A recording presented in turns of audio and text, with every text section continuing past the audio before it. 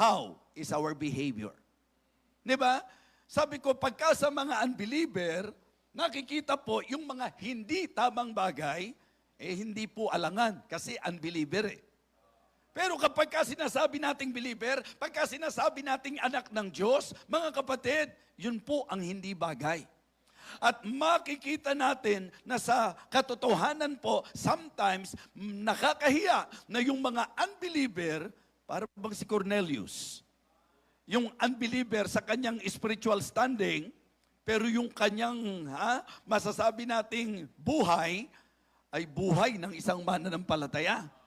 And in fact, mapapahiya pa minsan ang mga mananampalataya dahil kung ang pag-uusapan, paglalarawan na ginawa ng Panginoon kung sino si Cornelius, pinakikita po na siya devout man, na siya po ay talagang masasabi po nating mapanalanginin, siya po ay talagang kumikilala, lumalakad ng matuwid, sa kalagayang hindi pa siya mananampalataya.